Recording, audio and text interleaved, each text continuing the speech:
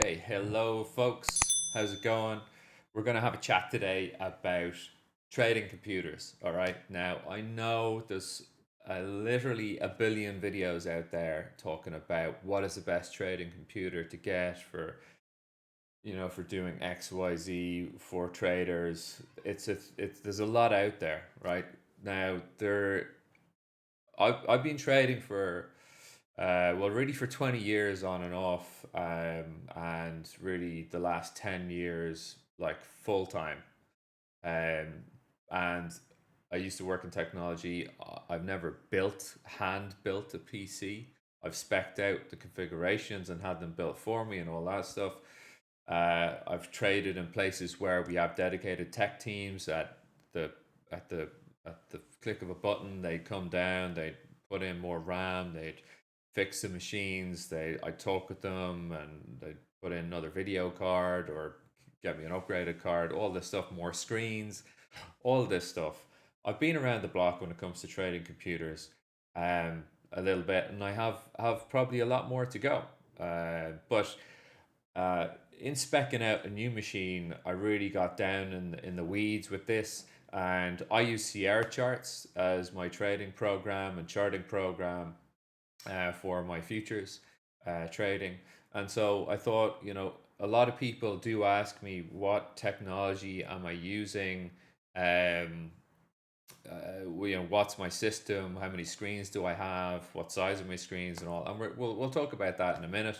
But first of all, this is a video for people who want a decently fast trading computer system to run CR charts on, or to run something like CQG, the integrated client, or QTrader, or Pro Real Time Charts. What else? Rhythmic data feed. Rhythmic, I don't think Rhythmic have. Actually, they do have installable software. But what else? Trading technology software, things like this. So any of these main programs. Also, I use Thinkorswim for equities trading as well. It's good, but better for options, really. So, that's who this is for, really. Traders who have, these pro level pieces of software. Um, so, uh, in my discovery of what I really need, I discovered, that Sierra Charts really needs high, fast availability and low latency cores um, on the CPU, obviously, right? So you want a really fast CPU, okay? So I'm going to look at the spec of the machine that I'm going to get here shortly. But the core things to look at really are your CPU, your RAM, your hard drives, and the graphics card. You can have quite a bit of variance on the graphics card. Okay, so we're going to look at some graphics cards now in a second. It's not going to be big flashy images of marketing images of graphics cards. All right, we're just going to be talking tech here. We're not going to be looking at all loads of benchmark performances, any of that crap. I'm not interested. This is not one of those videos. This is only what matters to you as a trader. All right. So there are some companies out there saying, showing you this is a trading computer, but I've looked at the specs. Like last night, I looked at the specs a couple of weeks ago from other providers, and they're just not fast enough. All right. So, the system I have right now, okay, it's an i7 7700K Intel CPU. I've got 2 times 2 terabytes of SSD, but they're standard hard drives. I've got a 1097, or sorry, I've got a 10 a Nvidia GTX 1070 Ti, 8 GB GPU graphics driver. And then I've got 64 gigabytes of 3800 RAM, DDR4 RAM. Okay. Now, to let you know how much of this I'm using, okay, I'm using out of the graphics card. Well, actually, sorry, let's take it from the top down. On the CPU, when during high volatility periods in the market, I can be pushing 80% CPU usage. Okay, now I am running Chrome on this machine. I really shouldn't because it's a huge CPU hog. But I like having it. I like having my Squawk feed. I like it on the same machine. Most people don't. Um, but you know, I'm really pushing the top of this. Also, yeah, I'm rocking a power system unit of about 500 watts, which actually is not enough for this system. Okay, because the CPU is getting throttled by the power not being enough. Okay, so um, that's what I'm using. Um, yeah, I'm going to show you the link now, Lewis, in a minute. So that's what I'm using at the moment, and it runs really well. I'm loading about 12 chart books. Well, actually, sorry, I'm loading about 6 chart books. One of those chart books is a chart book full of DOMs and ladders that run all through the day. There is low latency across millisecond loading across all of those DOMs. All of my DOMs are set to 10 milliseconds. Now, CR chart have come up. Funnily enough, they actually came up with an update last night, increase or dropping the latency on the ladders, making them a lot more responsive, and now they're recommending having a millisecond delay of 40 milliseconds on your ladders, because I think that it's probably going to be trying to load too much information too quickly. If you haven't got a fast enough system, you're probably going to overload your CPU. All right, so they're really opening up the access on the market information here, by the sounds of it, in CR chart. Okay, so let's go over, right, and look at another build that a guy did for 2020 on the CR charts forum. He posted. I talked in this thread with the guy, and uh, we're going to look at like some of the elements of what he has in a system. The other big question here before we get into this is, I'm going to say I'm going with the i9 12900K CPU. Now, everybody out there who's in Gamerland is going to say, well, that's not as fast as the Ryzen, whatever the top Ryzen chip is at the moment, with 64 cores, because you only got like, actually, I can't even remember how many cores are on the 12900. I think it's like, it's the older, like, I think it's like 28 cores, let's say, something like that. Or no, yeah, something like that, or maybe 16. I'll look at that in a second. But the point is that the OpenGL graphics, um, the graphics, basically the hardware acceleration in Sierra charts actually has problems utilizing the chip when it's an AMD. Okay, now there's a couple of traders who have reported this on the Sierra charts forum, so that's why I'm not going with AMD. You can say all you want, yeah, but it's like way better value, way faster, way more cores, blah blah blah. I don't care. I just want something that's reliable, that's going to work, and I'm not going to have any problems with core functionality on CR chart with. All right, I tell you what, let's go to the build that I'm looking at right now on PC Partpicker, and I can share this with most people. So let's just get over onto the chat here. All right, so this is a pretty cool website, PCPartpicker.com. I've set my location to the UK. I'm in Ireland, so but I want these figures to be in pounds rather than euros for everybody. All right, so I'm on the 12900K 3.2, 16 cores. Now this thing really does outshine above a lot of the other processors. Now most traders are going to be like, I don't really care. Can I just get something that works, Tim? Yeah, well, fine. Yeah, we'll get this one. Okay, so here's a sort of a relative performance on the top 10 most common desktop CPUs. And the 12900 is way up here. Okay, it's way up here. Now these are not like, this isn't really a core sample of workstation CPUs, right? I mean, if you want to get into Intel Xeon processor land, be my guest. Knock yourself out. It's going to cost you at least 40% more than this build that I'm going to show you. You don't need to get into that. That you're going to have to be running pro level Windows. It's just way more expensive and unnecessary, frankly. All right. So here's yeah, that's the 10. That's my old processor here, right? But if we go down through the value mark, obviously the Ryzen 5 as top of the pops. The Ryzen 5, I think, is that the beast? Is that the beast with them? Oh no, it's only 6 cores, that one. I think there's one with 32 cores, which is absolutely insane.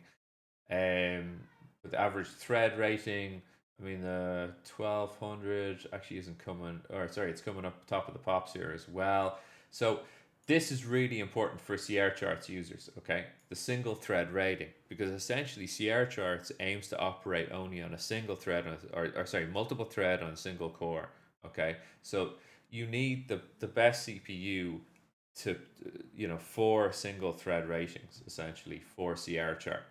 I've done lots of research on this. There is no benchmarking for Sierra Charts, because essentially, what is that snapshot of high volatility that your computer comes under the most stress for loading data? Is it like you're just simply loading X amount of chart books, or is it you're simply loading X amount of days of tick data? What is the core benchmark that you're going to run? Right? Nobody's really come out with that yet, and not really inspired to, I suppose, for Sierra Charts. On the overclocking guide here, we're coming in hot too on top of the pops, um, as well for the 12900. Now, it's important to realize I was actually looking to get the 10980, the i9 10980 XE, which was the price reduced sort of AMD Threadripper killer attempt from Intel. But then the guys at PCSpecialist.co.uk, where I buy my gear from, they were like, well, they were having a problem getting in the X299 motherboard that you need to run that Cascade Lake CPU, which is the i9 10980 XE. And so they said, listen, we've got what are you going to be using this for? Is it trading? And I was like, yeah, this is a new trading upgrade. They're like, okay, we got something better for you. So they respec the entire machine for me using the 12900 and a motherboard I'm about to show you. Okay, so that's the CPU. For your cooler, if you're running a CPU like this, you do need liquid cooling. There is an LCD version of this i50 150i. You don't need it.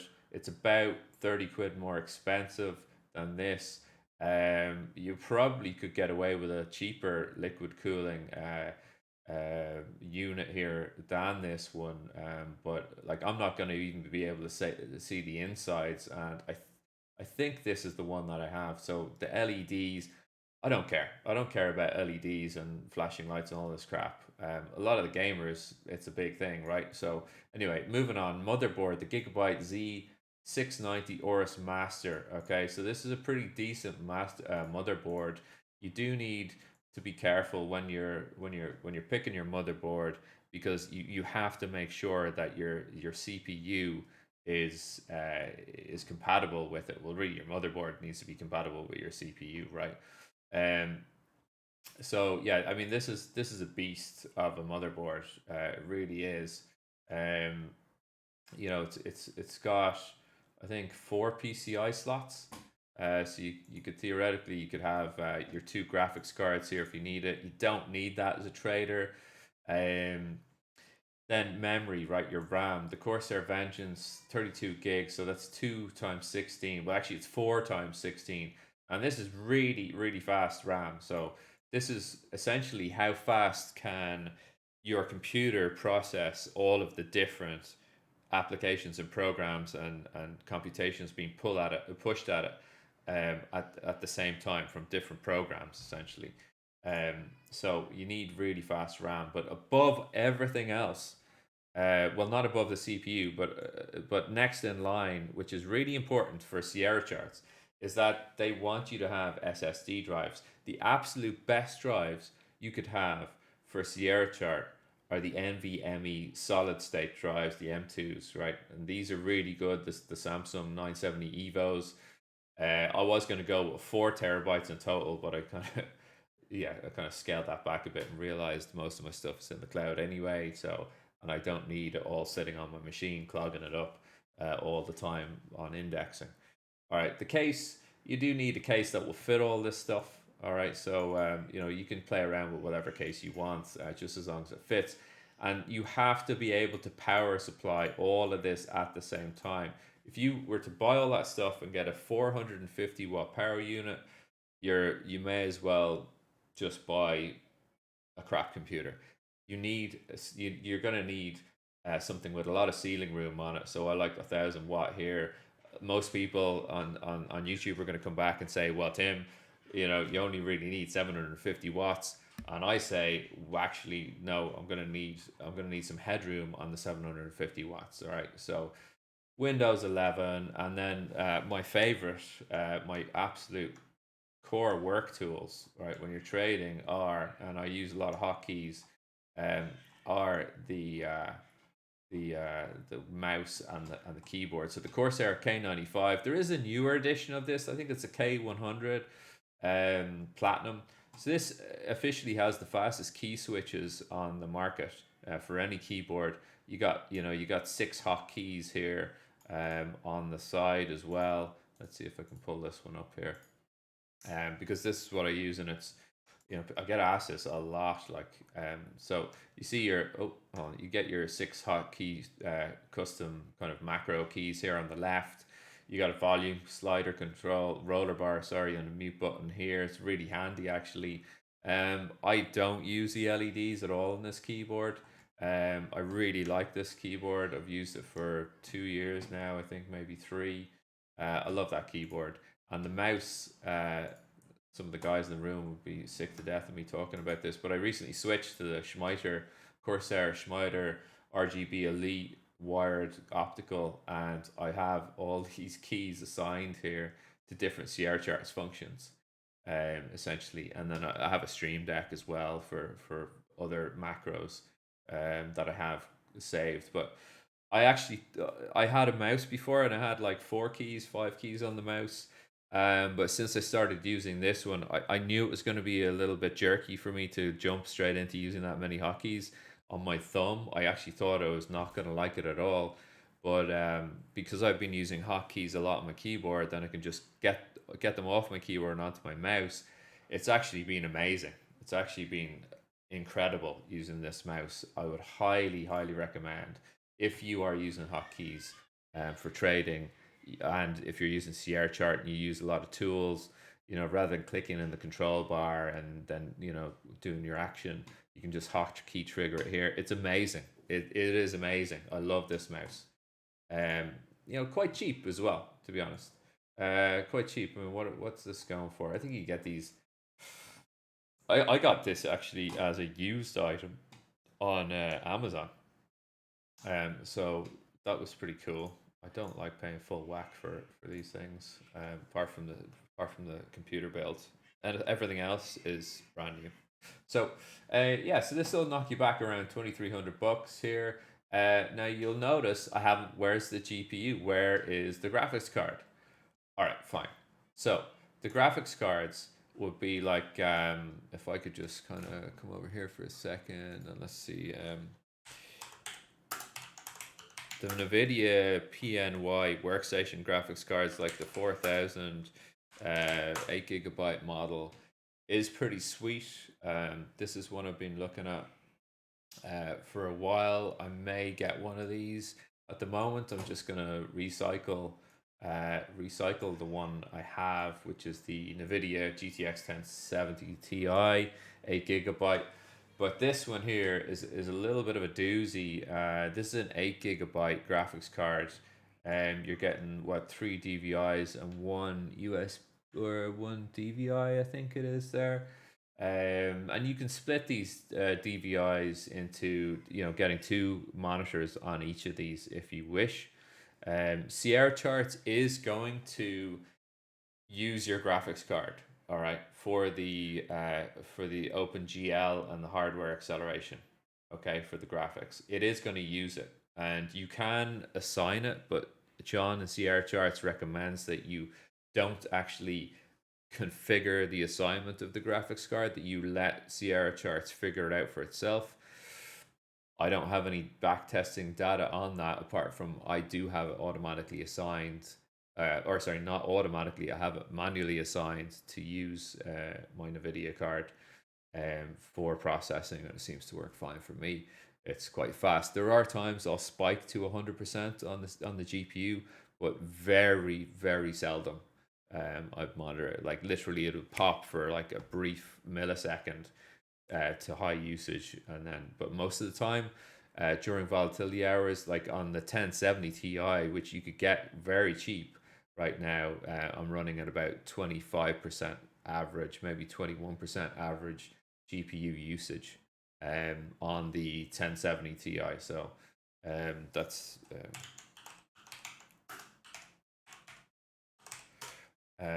so that's, you know, let's see, sorry, the GTX. It's a GTX model. Wow, these are much bigger graphics cards coming in here. There we go. So it's a gaming one here. You can pick this one. This is MSI. Well, you can get this one, well, for $700. Okay, that's probably an upgraded one, but Nvidia GeForce here is one on eBay. Let's see. Yeah, there's one for $266.